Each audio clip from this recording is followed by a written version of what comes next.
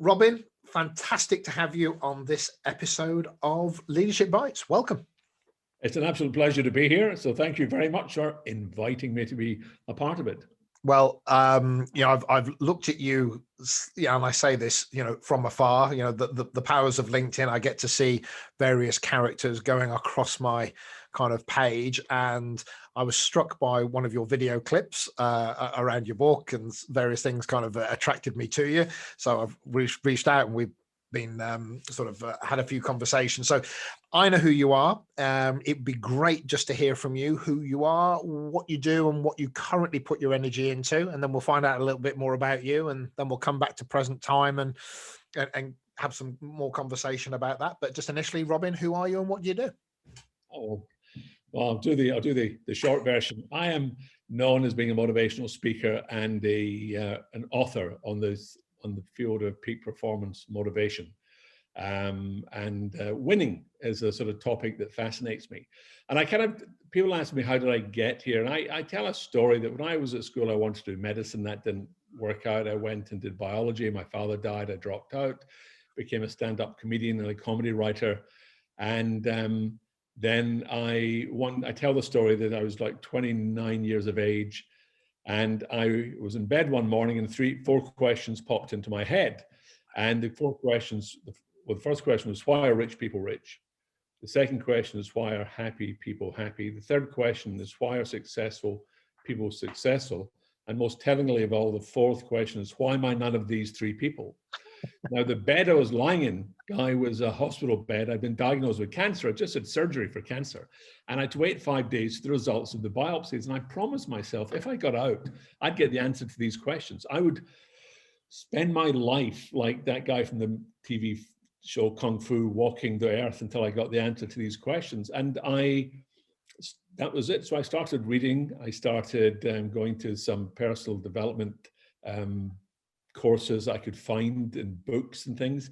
And then a year and a half later, I was head of entertainment development at BBC Television, which was my kind of dream job. And people said to me, Robin, you've been so lucky. And I thought, I haven't. I was applying principles I'd learned. I left the BBC to set up a training company, and that didn't work out. I just didn't know business. I knew TV, I didn't know business.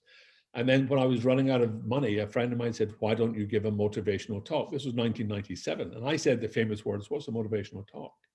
And that it went from there. Because I'd been a stand-up comic for 7 years in my 20s, being on a stage wasn't a scary place for me. And in a 1999 Random House asked me, did I have a book idea? At the time, there was a film called Natural Born Killers with Woody Harrelson. And I said, yes, I do. And the editor said, what's the name of the book?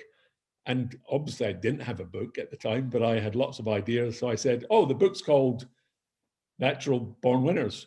And it got published in 1999, went into 22 languages, got turned into a TV show, got sold around the world and launched me into an international career as a business motivational speaker. More books followed. And now, 20 years later, I'm still fascinated by the mental side of winning, peak performance and success in our lives personally and professionally. And I've, in the last few years, written books on golf psychology, and I'm still working on programs to help people be the best version of themselves in a very practical way, not one of those sort of very soft, gentle, floaty ways, just very practical, down-to-earth ways that are helpful, I hope, to people. Wow, that's it. That's the end of the podcast, Robin. Thanks very much. what else do we need to know? Well, I can tell you this thing. I hate the title motivational speaker. I think anyone who speaks on anything should be sufficiently engaging in their topic to move you to want to learn more or do more. And it's like, could you imagine being introduced as a funny comedian? Next, we have a funny comedian as, look, you're a speaker, and if you're really good at your craft, people get inspired. But the notion that I kind of always pulled back from that. So when people said, well, what are you? I'd go, oh, I'm a success strategist. What does that mean? So nowadays, I'm just happy to wear any hat people wish me to wear. Very interesting, isn't it? You start off by almost needing a definition, or people want to pigeonhole you. But just talking about humor and things like that, I once had an exec say to me, Guy, can I just have a word for a few minutes? I said, he said, can you help me with some coaching? I went, of course. He said, I'd like to be funnier. And I literally, in my mind, I did that face that you've just made. I went, uh-huh. And, he was a lovely guy. I said, funnier. He said, yeah, because a lot of my colleagues are really funny and people really listen to them when they're funny. So I want to be funnier. I said, well, I think I can coach you on that. I said, but can I just ask, what is it, the outcome that you want? He said, well, I want to be listened to. Well, we can work on that.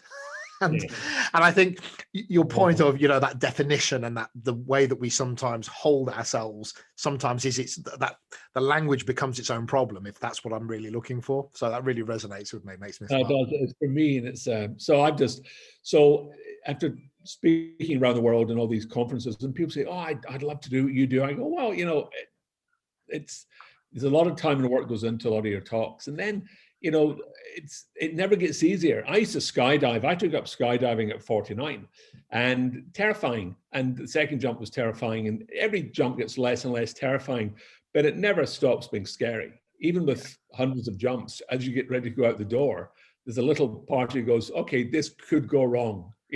Just be aware of that. And and I think after a while, when you do these big conferences, you think, oh, it's quite scary. Sometimes I do find myself going, gosh, you're walking out in Vegas and around 6,000 people and there's no lectern to hide your notes. And you go, okay, I hope I can, what's the first thing I'm meant to be saying?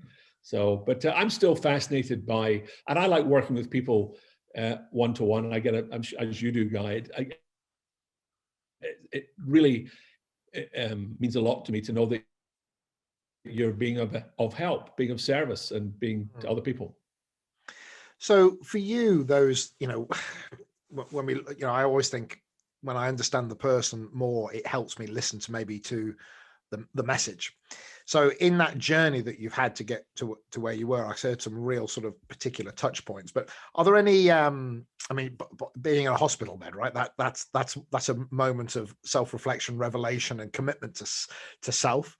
Are there any people or any books or anything that you go, do you know what? I have a leadership book, for example. I go, that's the one that when I read it, it made sense to me. And I just wonder if there are any people that, it was Jack Smith when I met him, or that book. That's a great question.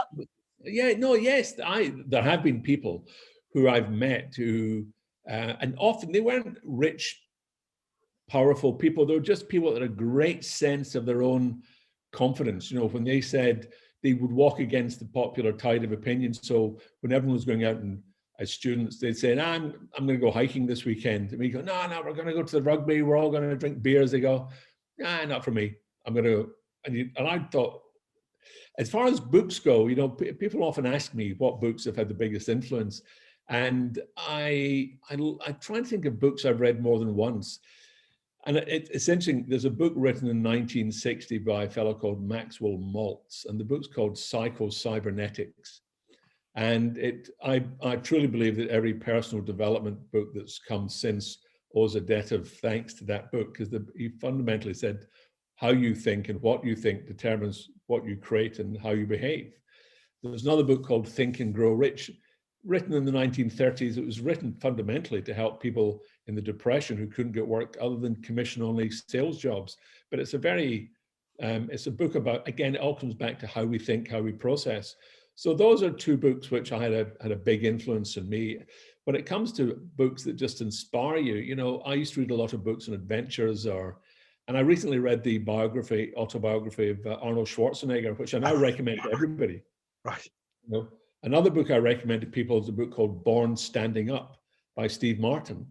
Steve Martin for me, is probably the greatest comedian of the 20th century, not because he was the funniest, because I think there were people that might have beaten him there, but because he invented himself from a man who didn't have a natural sense of humor by his own admission.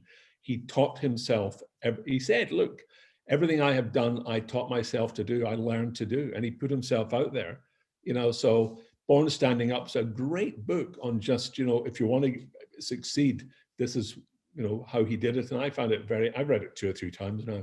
Really love it. And so there's something there about that. You can do things on purpose. And it's not so much that you can't be what you're not, but there's a Bugsy Tyrone, I think his name was. Somebody will correct me, but basketball player, NBA, and I think he's 5'3" or 5'4", and then the average height's 6'4", 6'5" in the NBA. Now, can you imagine when he went, yeah, I'm going to be in the NBA? People would laughed at. People would have gone, well, how can that happen? Imagine at school when he said that can never happen. But through sheer force of will, people could say, well, you could never be in the NBA, could you? Because you're not tall enough. Well, I'm about 6 inches taller than that fella, and he was in it for 12 seasons. But there are those people that just go, no, I'm going to do it, and that's it. Yeah, I'm going to teach myself. I've just been overseas doing a little workshop, and one of the topics came up was goal setting. And we've all seen these inspirational films where just they give you goosebumps, and you think, yeah, and it's like the 5'3" guy becomes an NBA player. And the only caveat I ever say to anyone is your goal has to be within the realms of possibility. That's all I say. So if this guy said, I want to become the greatest basketball player of all time, you'd have to say, okay, you're up against Michael Jordan there, and do you think you're going to be able to do what he did? So I always try and, in the old days when I started, I used to be, you can do anything, you can be anything, you can, and I now go, well, okay, let's just wind our necks in a little bit here. Let's be practical. Yeah. So I'm a great believer for realism, but I would never burst anyone's balloon. If someone came up to me and said, I want to do this, I ask them, if you believe with all your heart and soul that it's possible, then I will not in any way sort of burst your bubble. But if I don't think I can be of service or help you, then so be it. I've got a colleague who was a professional cyclist, and I said, well, why did you stop doing it? And he said, because I realized once that even though I was good enough to be there, and I was good enough to be on the Tour de France, etc., I realized that it wouldn't matter how good I got, I was never going to be that good. And even me at my best, I could imagine what my best could be. And it wasn't that I didn't have the capacity to imagine me being great, but even the greatest version of me was never going to break through into that upper echelon. So at that point, I had to make a decision. Am I okay being steady state and doing this, or no, I want to go and put my energy into something else. So I do buy into that. Being the greatest you can be is in itself fantastic. One of the most moving things I ever saw on television. 1999, BBC did Sports Personality of the Century, and they were going to pick the Sports Personality of the Century. And I so happened to 2 or 3 days before in London saw Muhammad Ali in a restaurant. And I thought, it's going to be him, it's going to be him. So in the show, they said the sports personality is Muhammad Ali, and he had his Parkinson's, he was a bit shaky, but he got up and did the old this, and they presented him with this incredible award. And they said, Muhammad, we have someone I think would like to speak to, and we're going to bring him on. And they went satellite link to George Foreman. And George Foreman was sitting there, this big old bald head just sitting there going, ha, ha. And they said, George, you fought Muhammad a number of times. He goes, I sure did. He was a wow. And this guy turned around and said, was he the greatest? I remember, I think it was Harry Carpenter, or whoever it was, said to George Foreman, Muhammad Ali, was he the greatest? And George Foreman looked for a second and went, nah, I got to tell you, he wasn't the greatest. And there was this horrible moment when you just went, and he went, but let me tell you something, he was the best. And I like that, because what he was saying, it's like the greatest of all time. He's just saying he was the best. And I love that about Muhammad Ali. Muhammad Ali believed in himself, but all we can ever do is be the best version of ourselves we can be. And I think to compare yourself to other people, and I see this in business a lot, people say, I want to be like Steve Jobs. I want to be tough like Lee Iacocca. I said, well, Oscar Wilde famously said, be yourself, everyone else is taken. And I try and get people to think of that. Be the best version of you can be. Don't try and be other. And I see people trying to perform like somebody else, and it just always feels like a bad imitation, or it doesn't feel authentic. It's very interesting, isn't it? Because people give you aspiration. You look at others, or I should say aspiration, maybe inspiration. You go, wow, I could be more of that. but it is interesting about, but being more of that doesn't then mean that that's the identity you're trying to inhabit. And I think that's pretty key, if that's what I'm hearing you say there. Well, you know, yes. My favorite example is Cary Grant. Remember the actor Cary Grant? He was this, amazingly charming man. And they said to him, how did you develop all these positive personality traits? You're always smiling, you've always got a good word, you're very polite, you're very fun. He said, whenever I met someone who had a quality that I really admired, I just decided to try and embrace that quality within myself. Not to copy this person, but if I see someone who's very positive and I go, I like being around that person. Why is it? I'm going to try and be a bit positive, or being helpful, Yes. or being compassionate. So I think that's my advice to anyone. Look at qualities you admire and embrace them and adapt them into your own being, but don't try and be 100% facsimile of that. Don't try and be that person.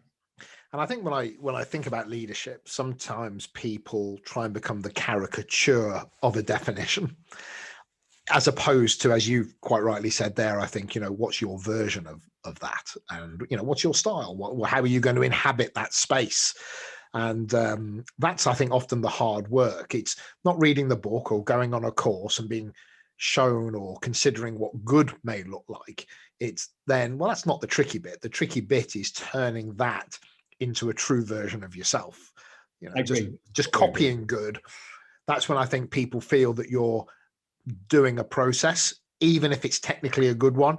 The integrity might, not that you're not being a through, but there's a lack of trust maybe in it, because I don't think it's really you, even if it's good. And I think that's one of the biggest challenges to get people to be just comfortable with the experience that they bring. And I think I'm hearing what you're saying. I tell you the other thing I find with leadership as an area of interest. When I get asked to speak at conferences over the years, a very popular topic is a leadership conference. And I remember speaking once to IBM, and it was in 2001 or 2002, and it was in America. And they had this professor from Stanford who was a professor of leadership. So we got up to give this talk on leadership. And he said, since 1948, every 18 months, there's a new fad. We've talked about situational leadership, dynamic leadership, charismatic leadership.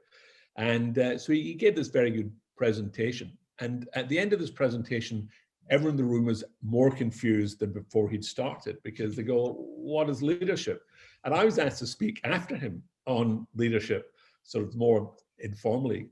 And I said, here's my take. If any of you in this room have been managers and you're now been told by your bosses or your superiors that you have a leadership role, I guarantee you're scratching your head and says, what does a leader look like?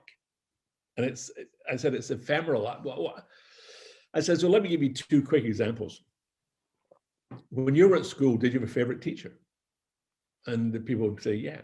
I said, well, let me ask you 5 questions about this favorite teacher. Question 1, was the teacher passionate and enthusiastic about the subject they taught? Did they bring it to life? And the audience went, yeah. I said, if you answered a question correctly, did they say, well done? Yeah. If you got a question wrong, were they empathetic and helpful? Yeah. Did you like them? Yeah. Did they like you? Yeah, I think so. Okay, so the answer is yes, yes, yes, yes, yes. If that teacher came into the classroom and said, tomorrow, kids, bring some flip-flops, a grass skirt, a plastic policeman's helmet, we're going to climb Ben Nevis in the winter snow. You'd have run home. He said, Mum, I need some flip-flops, a grass skirt, and a policeman's helmet. And the mother would say, why? He said, because I'm climbing Ben Nevis. And they go, but it's winter time. He goes, no, it's okay. Miss Thompson's taking us. See, the thing is, you would follow Miss Thompson anywhere because you trusted her. And you trust her because you believed in her and she gave you confidence. So I said to the people in the audience, all you need to do is to be that favorite teacher to the people who report into you. Yeah. I said, the second thing, when you're at primary school, do you remember at playtime, there'd be a wee game of football in the playground? And people go, yeah. Or if the girls be skipping ropes or handball or something, they go, yeah. I said, it was always the same people we gravitated towards to organize the football. It was always the same girls that organized the skipping. I said, these people had a natural ability to gather people around them. I said, and that's what I call natural leadership. But the other form of leadership, like the favorite teacher, you can acquire those skills. But as for doing, and they do leadership courses, I'm sure you must know a lot more about this than I do, but I try and always keep leadership as simple as I can, because it can become quite a maze of opinions. I've discovered, trying to find not my niche, but my place, and my voice in this space, because just like being a speaker, there's lots of people that want to be a speaker, right? And everybody wants to be a coach. Everybody wants a podcast now. There's all these. So to find your voice is quite key. But I do find that there are a lot of people in this development space that rely on the academia to try and validate a point, as opposed to maybe just telling a story that people can associate with and understand. And I find that to be very, what I actually find interesting is that when I'm talking to people lower down the hierarchy of a business, they often want to validate upwards that what those people are going to learn is academic and it gets a certificate, or it's a this or a that. But whenever I talk to people who are at the level that I'm actually going to work, they primarily don't really care about any of that. They just say, Guy, I just want it simple. I just want it to make sense. But everybody else, to try and validate that we wouldn't ask them to do it unless it was worthwhile, they want to make it into something bigger than it is. But the people that actually are going to go on it, they just want a story, and they just want something that they can wrap their head around to help them tomorrow. Yeah, no, I look, they want a band-aid, they want a quick fix, and I get that. The other thing I get driven crazy about, when I was starting my business, they said, we want a team building course, we want to talk about team building, and so they say, oh, okay, well, we're having a team building day, do you want to come along, Robin, and talk afterwards? So I'd go along, and they'd be in a field with planks and drums, bits of rope, kettles, and doing these things, or they'd go to a little place and do a 20-foot abseil. And they'd turn to me and say, well, that's the chief executive, and the young girl is the young receptionist, and they're working as a team. And I went, no, really, that's good.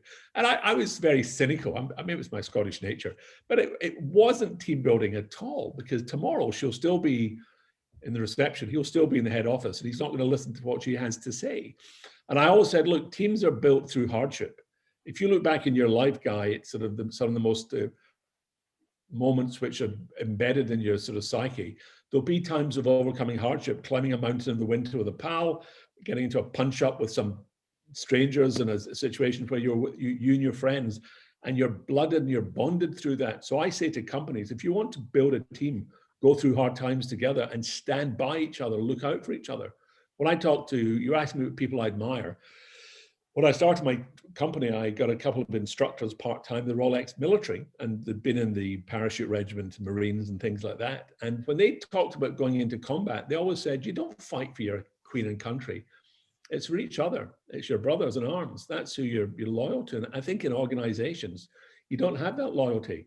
So a team building day doesn't build loyalty. It's just a box ticked in the HR hierarchy. As our leadership courses, there's university courses doing diplomas in leadership that companies, organizations can send people on. That's a business. I mean, that's being run as a business. The university is charging a fixed amount of money to teach leadership. At the end of it, are these people better leaders? I don't know, because I don't follow through on it. But I really do believe that, a lot of the corporate training is exactly what you just said. Highly justified through academia. And I've been in conferences when academics have said to me, well, what qualifications do you have? And I said, I try to avoid saying School of Hard Knocks, University of Life with first class honors. I said, well, I have a fascination with this topic. For 20 years, I've self-educated. They said, but you don't have any formal qualifications. I said, no, I don't. I said, Hessen Blumenthal and I share that in common. He's a self-taught chef. He's got 3 Michelin stars, but he doesn't have any qualifications. So based on that, you probably wouldn't want. Yes, tell me, ask the Beatles what their certificates of, were, or whatever that might be. And as you say, most people, photographers, or anything. Well, ask Mark Zuckerberg for his university degree. Ask Bill Gates for his university degree. And to me, once you start hiding behind that, it's like, finally, a university offered me a chance to do a PhD, and I said, no. I wrote a LinkedIn article which had great traction some years ago, and it was called The Executive Coaching Farce. And my point is, as an executive coach, what I was trying to say was that if you have an executive coaching qualification and it's helped you get better, tick. It doesn't matter what it is that you've done, but if doing that course has helped you become better at what you're doing, fantastic. But having that certification doesn't mean you're any better. No. And so the balance, it's not in the validity, the certificate per se isn't, I don't think, valid as a indicator of your competence or your craft or your wisdom. And so but also I would say, of course, if you have no coaching qualification, maybe you should go and get one because you're not that good at it. But for other people, no, not having a coaching qualification, but I know that person to be absolutely top flight. So I think all of these things are leadership courses, keynote speakers, what value do they bring? Well, some of them none at all the way to some of them can cause an epiphany if it's the right thing at the right time and it's the right reason for having it there. And I think that's the wisdom of choice, I think. It is a wisdom of choice. And I think another thing too, if you're traveling and you go to a small town, you'd say, where's a good place to eat? As you do mixed martial arts, when you've been learning, you've probably said, where's a good gym to train, or who's a good instructor? Yeah. And I get amazed when I go online and you look at these self-defense courses people are selling. I think they're putting people's lives at risk. I can't even talk about it. I literally start to get Tourette's over that topic. My favorite one is I've seen people advertising you can be a bodyguard and travel the world, and you get these fantasists, and they'll take their money and they'll give them a certificate saying you're now a bodyguard, and this poor fellow's going to go up and no, I think that is I think that's really key, that reality of for me in the world that I operate in. I'm sure it's the same for you. Do you have a keynote speaking qualification? No, what I have is you can ring any of the last 10 places I've spoken at and just ask them the impact that I had. And versus, I might say, listen, these are the people I've coached CEO level for the last year. Give any of them a call.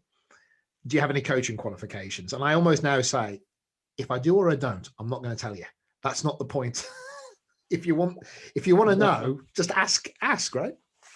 No, I'm very with you there. I mean, I think, and there's the thing with qualifications is I met someone recently who just spent £12,000 on doing a sort of a coaching course, and I said, and how many clients you have? They said, well, I can't really, that's the hard thing. I said, you're better off next time spend £12,000 on internet marketing strategy. Yes. And then you can learn to be a coach as you go along. But I said, so it's hard. But it's what I'm seeing in business that over the years, when you give a motivational speech, they said we need a motivational speech. Now they want much more specific stuff. Clients are saying we want stuff on resilience, overcoming adversity. We want, and I say nothing has changed. Can I promise you? People say to me, "Oh, the market, it hasn't changed at all. It hasn't. I mean, all that's happened is things happen faster. The lead time is shorter, and the financial constraints are probably greater. But it's, I think in the 20th century there were 5 major recessions. Nothing changes dramatically, and so companies come up to me and they'll say, we want to. There's a wonderful speaker called Jeff Birch. He told a story once I thought was very telling. He said that he was hired to speak at a conference, and he said to the chief executive in the briefing call, "What do you want me to do?" And the guy said, I want you to empower the audience. Oh. And I said, okay. And he said, empowerment's a big thing. He said, and Jeff said, it is a big thing. He said, so I want you to empower the audience. And Jeff said, that's fine, but empower them to do what? And the chief executive didn't expect this question. He said, well, I want them to be empowered to be empowered. And he said, but to do what? The chief executive said, to do what I tell them. I don't know. I get a little bit taken up by business fads. I just think nothing changes. I'm sure if you look at martial arts or you look at golf or skydiving, the principles never change. I do find this fascinating. And, I think if you look back at Marcus Aurelius saying something, Cicero saying something, whatever it might be. And a lot of it, I always say, most of this stuff's already been said, in one way or form. It's not been said in this context, but I have a good friend, colleague who's a musician. And he said, Guy, there are no new notes. And that really made me stop. And he went, now, it's the order of things, it's the offering of the thing, but there's no new notes. And I thought, when was the last time I read anything in leadership that was a fundamental new paradigm? No. But maybe the offering of it, the language around it, the packaging made it not maybe more palatable, but it allowed me to then engage with it. So for me, it's the presentation of it. But the truths are, back to your point, about the teacher, guess what? It's behavioral. And if it's behavioral, then it's human. And unless humans have done something fundamentally different in the last few hundred years that I've missed, it's inherently true. And I think that's what I'm hearing, what you say there. Yeah, well, there's a lot of quotation by the French philosopher who said, truth exists, but only falsehood has to be invented. And the principles of war from Lao Tzu and, nothing, I use the analogy I occasionally give to business people. I say 30 years ago, in any city in Britain, you could walk to an Italian cafe and buy a latte or a cappuccino in a little white cup, saucer, frothy, lovely. I said, now you can walk into a Starbucks and you don't ask for, you don't say, I'm going for a coffee, you say, I'm going for a Starbucks. Even if you're going to a Costa or a Caffè Nero, you say, let's go for a Starbucks. I said, they didn't invent cappuccino. They didn't invent lattes. They didn't invent coffee.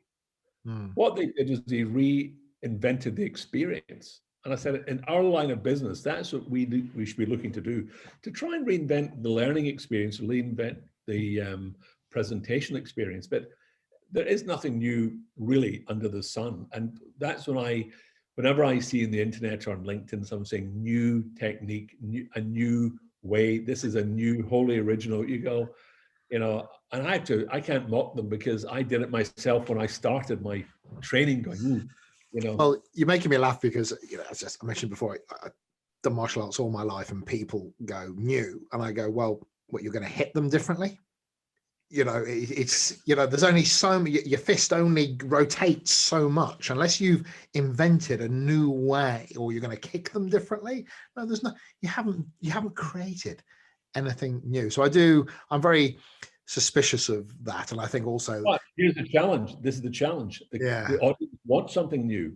Well, the customer says, no, we've done coaching before. We want something new. You go, what do you think? Talking to people, not at a senior level, but at maybe that kind of less senior level. And they go, what have you got that's new? And I, what I say next either gets me some business or it doesn't. And I go, well, are they doing what's not new right yet? Well, that's a good line. That's a good answer. That's a very good answer. Because if they're having the conversations that need to be had and they're coaching people in a timely manner and they're holding each other to account and having transparent conversations. And of course I listen. Now, if they're doing all of that, let's go for something new. But I'm pretty well betting that you want to do something new to try and make them do that, right? And I mean, the basics are the same. Well, I mean, as I've said to, there's not a diet in the world that doesn't work. There's not an exercise program in the world that doesn't work. But you want to do one because... Yeah. Why? Yeah. Well, because you've tried all the rest and they're not working for you. So it's a motivation issue. It's not a diet issue. I like that quotation by Thomas Edison. Most people miss opportunity when it appears because it's dressed in overalls and looks like hard work. Yeah. And that's the truth. Most people want this easy way to leadership, this easy way to powerful teams, this easy way. You look at the great teams of the world in sport is always the most commonly used ones. But there's some organizational teams, and they've got this incredible will to win, a will to win. And it's just unbelievable. So I think what we've been able to say is that, the one thing I'm hearing between the two of us is, let's not call a spade a terrain inverter. Maybe, Yep. As in keeping it simple, understanding the truth of what it is that we're really talking about. And we don't have to, and dressing it up actually might make it less accessible, because maybe then you're not talking about the real things. And that's something I hear. So when somebody approaches you, Robin, and they, we've all maybe got things we can do, but then there's our sweet spot, that stuff that says, look, that's, I can help with A, B, C, and D, but if you really want me at my best, the thing that I probably just can't get wrong is this. What is it that I would come to you for? I would say that if people came to me and they said, what is it you do best? I think it is getting people to see themselves, changing their whole self-image, be it at a team, individual, or organizational level, to change self-perception, to remove limiting beliefs. The one thing, I can do it with a one-to-one, I can do it with a group of 20 to 500 people, to get them to question. I take people back to a time in their life. I ask a very simple question. I say, who are the most confident people in the world? An audience will go, brain surgeons, bomb disposal engineers, people that test parachutes. I go, no, statistically, 4-year-old children.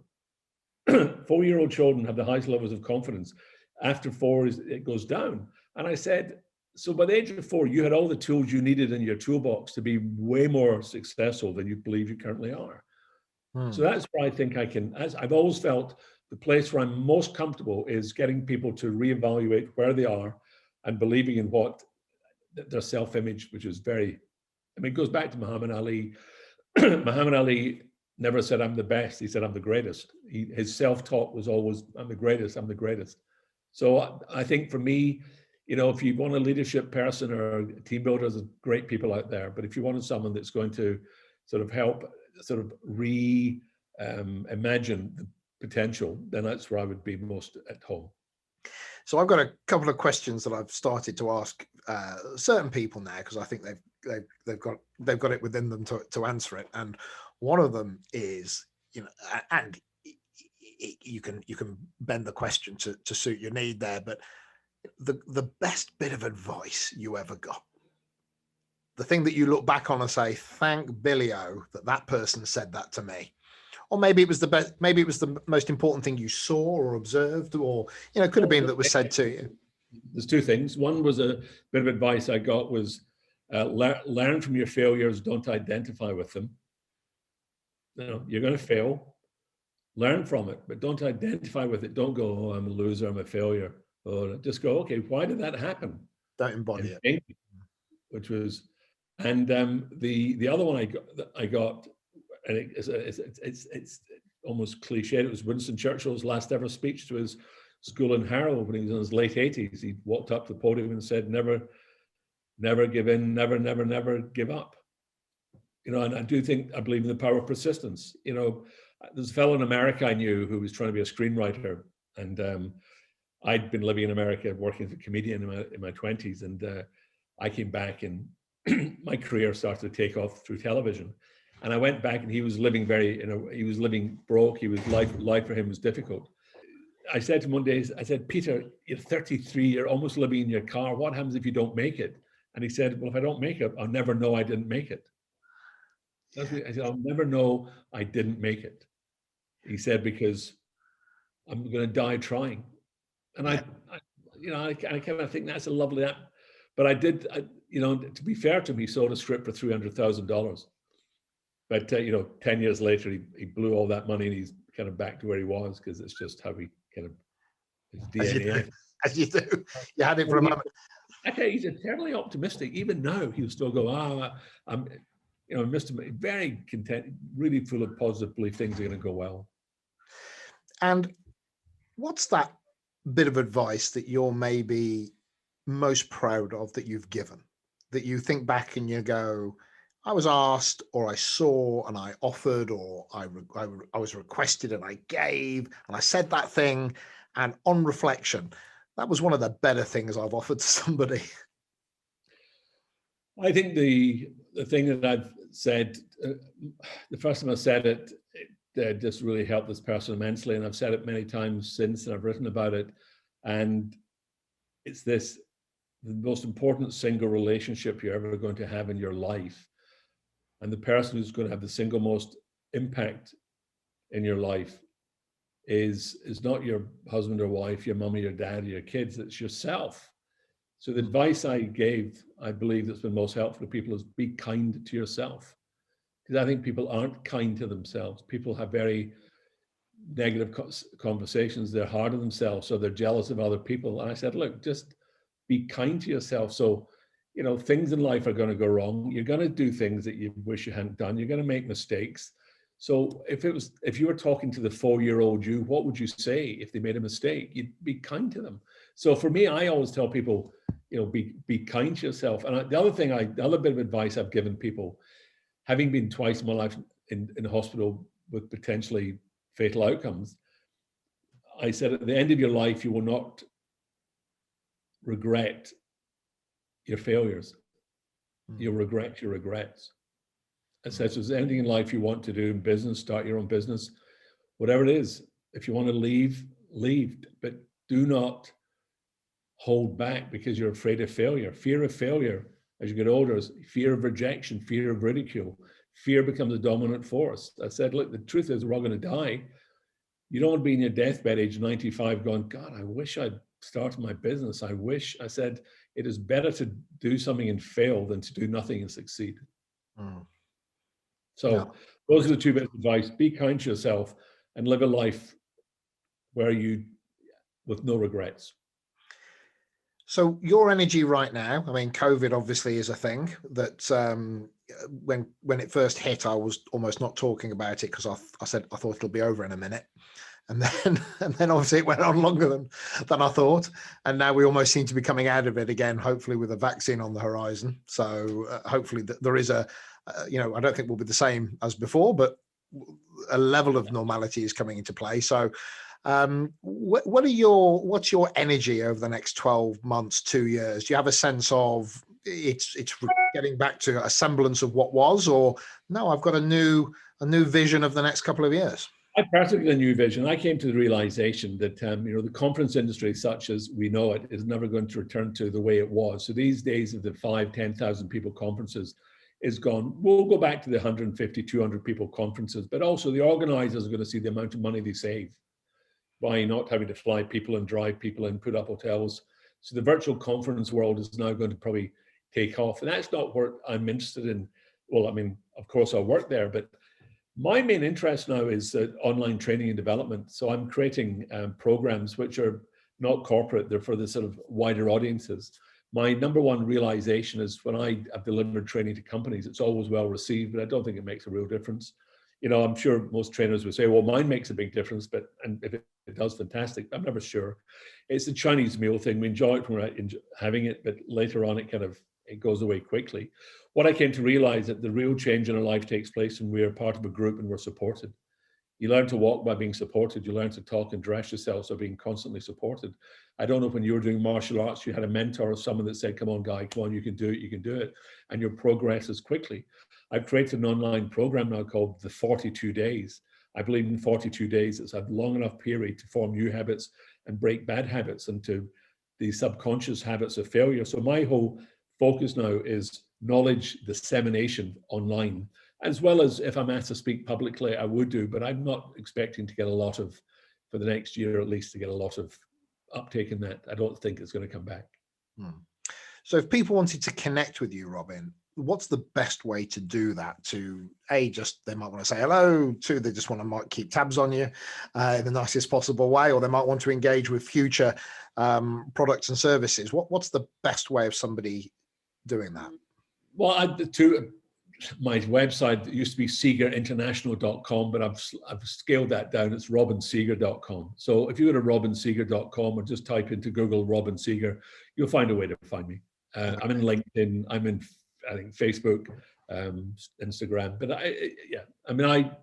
if people want to contact me, it shouldn't be too hard.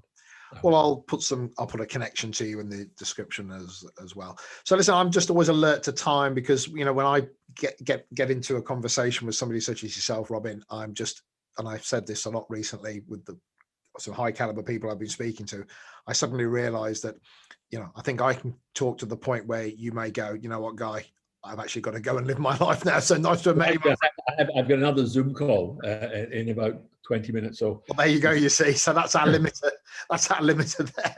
But I just want to say, this has been a great insight for me. I had a sense of you from a distance, and just hearing you talk and the manner of you, that has brought, I think, the essence of you to life. For me personally, so I'm sure it will do for others. Thank you very much. It's very kind of you, guys. It's very kind of you. And I apologise for me going in and out of the sunlight all the time. I'm up in Scotland and I'm in quarantine at the moment, so I can't get into an office space. So hence the strange background noise and the strange. My friend whose house I'm staying in, walking in during our presentation to deliver. And of course, what's hilarious is a year ago we'd have gone, oh my gosh, we've got to redo the whole thing. Now we just go, yeah, whatever, nobody cares. It's fantastic. Yeah. Oh, fantastic. So I've got a question for you, which has nothing to do. You can edit this out if you want to. Nabi Nurmagomedov, what do you think? Okay. I think he's an exceptional talent. Do you think he'd beat McGregor again? Yes, I think he'd beat him every single time he got in with him. I think whereas McGregor can very often come back a second time and reassess and can do well against somebody, with his cardio is better. His a lifetime of ground fighting, that whereas I think you can learn to box and you can learn to move over a few years, you can catch up. But when you've been wrestling bears since you were a child, quite literally, you can't catch up on that one. Not to the same level. I'm not a fan of McGregor's, by the way. I think he's an incredible showman. I think he's not a good sport. I think he's not a good role model. I think he's very smart business. I mean, the fight against Mayweather probably could have knocked him out in the first round. I'm pretty sure he could have done, but they were. He took a sport where these guys are not paid a lot of money compared to boxers. So when you're in the MMA game, for McGregor, even if you were top card, you had to be top for a long time to make real money. So he was that first, even though in the sports world of MMA, lots of other MMA people were incredibly well known. McGregor became a household name to people that didn't even know what it was. So he broke that mold. And of course he's got skills. He beat 7 daylights out of me anytime you like. But no, against that kind of level, I think everybody has a nemesis. And I think that's his nemesis. That's the man he'll probably never beat. And we've all got one, we've all got one. There was McGregor in the fight. It was extraordinary. And at some point he says to Nurmagomedov, "It's just business." He was trying to say to him, "I'm just trying to sell the fight." But I think there was more to it than that. He was very insulting to us. There comes a point, there's a line you don't cross. He crossed the line. He's got a fight in January. Who knows? He's a big box office draw. When when somebody's got the mount and they're literally pummeling your face in, and you end up saying, that's the equivalent of saying, "I'm really sorry." Yes. And would you please not really damage me that much? It was just business. I mean, that's the professional's way of going, I made a real tactical error here because I thought I'd probably win. Turns out I'm not. So would you please not kill me? My only fear was McGregor was going to land a left. He's got a knockout punch. Puncher's chance, right? Listen, he's skilled. And as you say, it doesn't, you just takes the one punch. But the level of skill he was matched up against, the level of drive and also I think the thing is when you get the money and you get the lifestyle, and that's why you have to say to somebody like Mayweather, to stay that long in a position where with that level of money, and people say, but he still trains harder than anybody else. He still keeps himself constantly fit. So it's a very interesting character that can particularly come from those demographics, get incredibly wealthy, and then have the same hunger. It's like Rocky and Mr. T, right? Rocky won.